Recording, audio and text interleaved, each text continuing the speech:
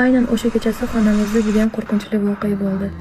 2019-yilda universitetga kirdim va universitetim orqasidagi mahalladan kvartira topdim. Bu uyda bizning kunlarimiz g'alati boshlandi. O'z-o'zidan narsalarim qo'ygan joydan yo'qolib qolardi va qayerlardadir paydo bo'lib qolardi.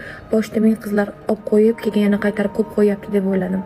O'qishdan kelib uylarni tozalab, oshxonalarni yig'ishtirib, xonamga dars qilishga kirdim. Dars qilaman deb sumkamdan daftar kitoblarimni chiqarib stol ustiga qo'yganim esimda, lekin hamma narsam turibdi, aynan kitobimni topolmadim. Sumkamni qayta qaradim, sumkamda yo'q. Kitoblarimni orasida ham yo'q va oshxonaga chiqdim. Oshxonani ham qaradim. Qaytib xonaga kirganimda kitobim stolning ustida paydo bo'lib qoldi. Avvaliga tushunmadim. Meni shunchalar ko'zim ko'rmi yoki uyqusayapmanmi, ko'rmadimmi deb o'zimni aybladim va dars qilishda davom etdim. Darslarimni qilib bo'lib uxlashga joyimga yotganimda oshxonadan g'alati ovoz keldi. Xuddiki idishni kimdir sindirgandek yugurib chiqdim oshxonaga va boshqa xonadagi qizlar ham yugurib chiqishdi. Qarasak, rostdan ham yerga idish tushib sinib ketgan. Bu holat meni уже qo'rqitishga boshladi, chunki bu uyda g'alati voqealar bo'layotgan edi.